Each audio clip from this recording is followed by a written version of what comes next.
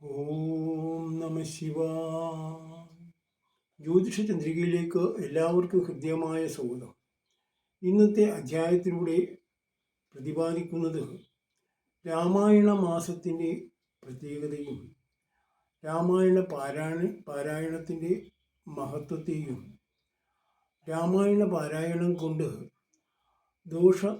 ഗൃഹദോഷങ്ങളെല്ലാം തന്നെ മാറുന്നതിനെക്കുറിച്ചും കൂടാതെ കുറച്ച് നാളുകാർക്കുണ്ടാകുന്ന നേട്ടങ്ങളെക്കുറിച്ചും ആണ് പ്രതിപാദിക്കുന്നത്. വളരെ പുരാതന കാലം മുതൽ തന്നെ ഭാരതത്തിൽ ആചരിച്ചു പോന്നിരുന്ന ഒന്നാണ് പുരാണ പാരായണം. അതിൽ രാമായണം, ഭഗവത്ഗീത, ഭാഗവതം കൂടാതെ ദേവീ മാഹാത്മ്യം തുടങ്ങിയിട്ടുള്ള പുരാണ ഗ്രന്ഥങ്ങളെല്ലാം തന്നെ നമ്മൾ പാരായണം ചെയ്തു പോന്നിട്ടുണ്ട്. അതിൽ രാമായണത്തിനാണ് ഏറ്റവും പ്രാധാന്യം നമ്മൾ നൽകുന്നത്. കർക്കിടക മാസത്തിലാണ് രാമായണം പാരായണം ചെയ്യുന്നത്. എന്നാൽ വാൽമീകി രാമായണത്തിലെ 24,000 ശ്ലോകങ്ങളും അത് 7 ഖണ്ഡങ്ങളിലായിട്ടാണ് ഉള്ളത്. എന്നാൽ തുഞ്ചത്തെഴുത്തത്തിൻ്റെ ആധ്യാത്മ രാമായണമാണ് മലയാളികളായിട്ടുള്ള നാം പാരായണം ചെയ്യുന്നത്. അതിൻ്റെ പ്രത്യേകത എന്ന് പറയുന്നത് കർക്കിടക മാസം മുതൽ ധനുമാസം വരെയുള്ള കാലഘട്ടം എന്ന് പറയുന്നത് ദക്ഷിണായന കാലഘട്ടവും, അതുപോലെ തന്നെ മകരം മുതൽ മിഥുനം വരെയുള്ള കാലഘട്ടം എന്ന് പറയുന്നത് ഉത്തരായന കാലഘട്ടവുമാണ്. ഉത്തരായന കാലഘട്ടം എന്ന് പറയുന്നത് ദേവന്മാരുടെ പ്രാധാന്യമുള്ള കാലഘട്ടമാണ്. ദക്ഷിണായന കാലഘട്ടം എന്ന് പറയുന്നത് അത് പിതൃക്കളുടെ പ്രധാനമായിട്ടുള്ള കാലഘട്ടമാണ്. എന്നാൽ രാമായണ മാസം തുടങ്ങി അഥവാ കർക്കിടക മാസം ആരംഭിക്കുമ്പോൾ തന്നെ അതിൻ്റെ ആദ്യത്തെ അമാവാസി ദിവസം നമ്മൾ ബലിതർപ്പണം അഥവാ ബലി ഇടാറുണ്ട് പിതൃക്കൾക്ക് വേണ്ടി. പിതൃക്കളെല്ലാം തന്നെ വന്ന് നമ്മളെ എല്ലാം നമ്മൾക്ക് വേണ്ടുന്ന എല്ലാ ദോഷങ്ങളും മാറ്റി നമ്മൾക്ക് അനുഗ്രഹം നൽകുന്ന ഒന്നായിട്ടാണ് അന്നത്തെ ദിവസം നമ്മൾ കണക്കാക്കുന്നത്. ആ പിതൃക്കൾക്ക് വേണ്ടിയാണ് നമ്മൾ ബലി തർപ്പണം ചെയ്യുന്നത്. എന്നാൽ ഈ കർക്കിടക മാസത്തിൽ തന്നെ എന്തുകൊണ്ടാണ് അതങ്ങനെ ചെയ്യുന്നത്?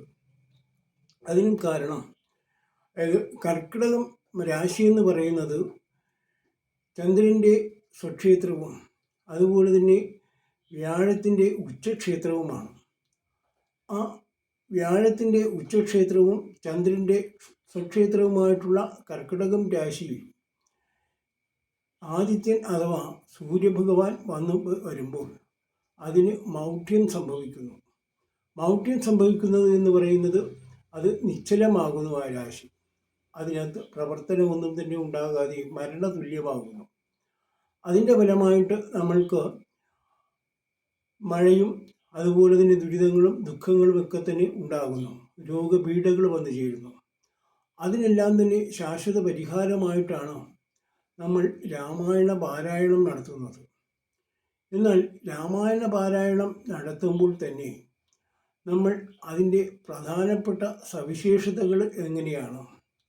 ആ രാമായണത്തിലെ സുന്ദരകാന്ഡമാണ് ഏറ്റവും പ്രധാനമുള്ളത്.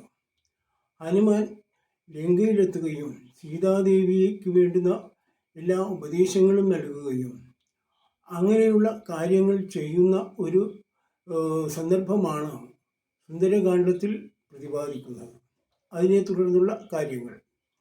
എന്നാൽ നമ്മൾ പറയുന്നു കർക്കിടക മാസം എന്ന് പറയുന്നത് ഏറ്റവും ദോഷമുള്ള കാലഘട്ടമാണ്, കള്ളക്കർക്കിടകമാണ് എന്നെല്ലാം തന്നെ നമ്മൾ പറയാറുണ്ട്. അതിനുള്ള മുഖ്യമായുള്ള കാരണം നമ്മൾ നേരത്തെ പറഞ്ഞു കഴിഞ്ഞു. എന്നാൽ ഈ കർക്കിടക മാസത്തിന് ബലിയിടുകയെന്ന് പറയുന്നത് അത് നമ്മൾ ഒരാഴ്ചയ്ക്ക് മുമ്പെങ്കിലും ബലിതർപ്പണത്തിനുള്ള തയ്യാറെടുപ്പുകൾ നടത്തണം. അതിന് വേണ്ടി നമ്മൾ വ്രതശുദ്ധിയോടുകൂടിയും അതുപോലെ തന്നെ ആത്മശുദ്ധിക്ക് വേണ്ടി ഈശ്വര പ്രാർത്ഥനകൾ നടത്തുകയും ഈശ്വര ആരാധനകൾ നടത്തുകയും ചെയ്തതിന് ശേഷം അത് ഭക്ഷണ സാധനങ്ങളിൽ മത്സ്യമാംസാദികളെല്ലാം തന്നെ വർജിച്ചുകൊണ്ട് സസ്യാഹാരം മാത്രം കഴിച്ചുകൊണ്ട് നമ്മൾ ഒരാഴ്ചയോളം വ്രതമെടുത്ത് വേണം ബലിതർപ്പണം ചെയ്യേണ്ടത്. ആ ബലിതർപ്പണ സമയത്ത് നമ്മളുടെ പിതൃക്കളെല്ലാം തന്നെ വന്ന് നമ്മളെ അനുഗ്രഹിക്കും എന്നാണ് നമ്മളുടെ വിശ്വാസം. അതുപോലെ തന്നെ ആ കാലഘട്ടത്തിൽ നമ്മൾ ചെയ്യേണ്ടത് എന്തെല്ലാമാണ്? രാമായണ പാരായണം നടത്തേണ്ടത് എങ്ങനെയാണ്? രാമായണ പാരായണം നടത്തേണ്ടതെന്ന് പറയുന്നത് അത് 1-ാം തീയതി തന്നെ, അഥവാ കർക്കിടകം 1-ാം തീയതി തന്നെ പുലർച്ചെ കുളി കഴിഞ്ഞ് വ്രതശുദ്ധിയോടുകൂടി നമ്മൾ ശ്രീരാമചന്ദ്രൻ്റെ അഥവാ ശ്രീരാമദേവൻ്റെ പട്ടാഭിഷേകത്തിൻ്റെ ഒരു ചിത്രത്തിന് മുന്നിൽ 5 തിരിയിട്ട നിലവിളക്ക് തെളിച്ച്, അതുപോലെ തന്നെ നമ്മൾ നിലത്ത് ഒരു പായയോ അല്ലെങ്കിൽ ശുഭ്രമായിട്ടുള്ള ഒരു തുണിയോ വിരിച്ച് അതിൽ ചമണം പണിഞ്ഞിരുന്ന് ഒരു പീഠത്തിൽ രാമായണ പുസ്തകം വെച്ച് അതിൻ്റെ വലത് ഭാഗം മുതലാണ് നമ്മൾ വായിക്കേണ്ടത്. വലത് ഭാഗം വായിക്കുന്നത് വലത് ഭാഗത്ത് മഹാലക്ഷ്മിയും ഇടത് ഭാഗത്ത് ജ്യേഷ്ഠാ ഭഗവതിയുമാണുള്ളത്. ജ്യേഷ്ഠാ ഭഗവതിയെ നമ്മൾ ഒരു കാരണവശാലും നമ്മൾ ആദ്യമേ വന്ദിക്കുന്നില്ല. അതുകൊണ്ട് നമ്മൾ മഹാലക്ഷ്മിയുടെ അനുവാദത്തോടും അനുഗ്രഹത്തോടും കൂടിയായിരിക്കണം പ്രാർത്ഥന തുടങ്ങേണ്ടത്. അതിനു മുൻപായിട്ട് നമ്മൾ ചെയ്യേണ്ട മുഖ്യമായിട്ടുള്ള സംഗതി എന്ന് പറയുന്നത്, നമ്മൾ ദിവസവും പ്രാർത്ഥിക്കുന്നതായിട്ടുള്ള ദേവന്മാരെ പ്രാർത്ഥിക്കണം. അതിൽ പ്രധാനമായിട്ടും നമ്മൾ ചെയ്യേണ്ട 1-ാമത്തെ പ്രാർത്ഥന എന്ന് പറയുന്നത് അത് സന്ധ്യാവന്ദനത്തിനുള്ള പ്രാർത്ഥനയായിരിക്കണം. അത് എന്തെല്ലാമാണ്? ദേവീസൂക്തം, ഭാഗ്യസൂക്തം, സംവാദസൂക്തം, അതുകൂടാതെ കൊണ്ട് തന്നെ ശിവ അഷ്ടോത്തരം, മഹാലക്ഷ്മി അഷ്ടോത്തരം തുടങ്ങിയിട്ടുള്ളവയെല്ലാം തന്നെ നമ്മൾ പ്രധാനമായിട്ടും ആദ്യമേ പ്രാർത്ഥിച്ചതിന് ശേഷം എല്ലാ ദേവന്മാരെയും നമ്മൾ സംതൃപ്തിപ്പെടുത്തിയതിന് ശേഷം ആയിരിക്കണം രാമായണ പാരായണം തുടങ്ങേണ്ടത്. രാമായണ പാരായണം തുടങ്ങുന്നതിന് മുൻപായിട്ട് അതിൻ്റെ 131-ാം സർഗം, അതായത് യുദ്ധകാണ്ഡത്തിൻ്റെ 131-ാം സർഗം പാരായണം ചെയ്യണം. അതുകൂടാതെ അത് പാരണ വീടുന്ന സമയത്ത് അത് 131-ാം സർഗം നമ്മൾ പാരായണം ചെയ്യണം. എന്നിട്ട് വേണം പാരണ വീടുവാൻ. അങ്ങനെ നമ്മൾ 31 ദിവസം തുടർച്ചയായിട്ട് വീട്ടിൽ വെച്ചാണെങ്കിൽ അത് എല്ലാവരും കേൾക്കെ ഉറക്കെ ഭംഗിയായിട്ടും അതുപോലെ തന്നെ വളരെയധികം ഈണത്തിലും സ്പഷ്ടമായിട്ടും അക്ഷരത്തെറ്റുകളൊന്നും തന്നെ ഉണ്ടാകാതെ വേണം നമ്മൾ പാരായണം നടത്തുവാനായിട്ട്. അങ്ങനെ പാരായണം നടത്തുമ്പോൾ നമ്മളുടെ വീട്ടിലുള്ളവരും മറ്റും വീട്ടിലുള്ള എല്ലാവരും തന്നെ വന്ന് നമ്മളുടെ ചുറ്റുപാടും ഇരിക്കുകയും അവർ അതിനെ ശ്രമിക്കുകയും ചെയ്യുന്നത് ഏറ്റവും മഹത്തരമായിട്ടുള്ള ഒരു കാര്യമാണ്. അത് ഈശ്വര കൃപയുണ്ടാകുന്നതിനുള്ള, ഈശ്വര കടാക്ഷം ഉണ്ടാകുന്നതിനുള്ള ഒരു കാരണം കൂടിയാണ്. മാത്രമല്ല, നമ്മൾ എങ്ങനെയാണ് നമ്മൾ പാരായണം ചെയ്യേണ്ടത്? സുന്ദരകാന്ഡമാണ് അതിൽ ഏറ്റവും പ്രധാനപ്പെട്ടതെന്ന് പറഞ്ഞു. ആ സുന്ദരകാന്ഡത്തിൻ്റെ 51-ാം സർഗം മുതലാണ് നമ്മൾ വായിക്കേണ്ടത്. അതായത് ഓരോ ദിശാസന്ധിയിലും വരുന്ന ദോഷപരിഹാരങ്ങൾക്ക് വേണ്ടി നമ്മൾക്ക് പാരായണം ചെയ്യാവുന്നതാണ്. ചന്ദ്രദിശയിൽ നമ്മൾ 1-ാം സർഗം പാരായണം ചെയ്യണം. അതുപോലെ തന്നെ ആ ചന്ദ്രദിശയിൽ കഴിഞ്ഞാൽ കുജദശയുടെ രാഹുവിൻ്റെ അപഹാര കാലഘട്ടത്തിൽ നമ്മൾ 51-ാം സർഗം പാരായണം ചെയ്യണം. കൂടാതെ നമ്മൾ രാഹു ദശയിലെ വ്യാഴത്തിൻ്റെയും ശുക്രൻ്റെയും അപഹാര കാലഘട്ടങ്ങളിൽ നമ്മൾ 53-ാം സർഗവും 54-ാം സർഗവും പാരായണം ചെയ്യണം. എന്നാൽ ശനിദിശാ കാലഘട്ടങ്ങളിൽ നമ്മൾ ചെയ്യേണ്ടത് 55-ാം സർഗം പാരായണം ചെയ്യണം. ഇങ്ങനെയുള്ള ആ പാരായണങ്ങൾ കൂടി, അഥവാ ഇങ്ങനെയുള്ള ഭഗവാനെ സ്തുതിച്ചുകൊണ്ടുള്ള രാമായണ പാരായണത്തിലൂടെ നമ്മൾക്ക് വളരെയധികം അഭിവൃദ്ധി ഉണ്ടാകും. മാത്രമല്ല, വീടുകളിലുണ്ടാകുന്ന ദുരിത ദുഃഖ ശമനങ്ങളെല്ലാം തന്നെ ഉണ്ടാകുന്ന ഒരു കാലഘട്ടമാണ്. ഇതിൽ നമ്മൾക്ക് ചെയ്യാവുന്ന മറ്റൊരു കാര്യം കൂടിയുണ്ട്. ക്ഷേത്രങ്ങളിലാണെങ്കിൽ നമ്മൾ പാരായണം ചെയ്യുന്നതിനുള്ള ഒരു സമയമുണ്ട്.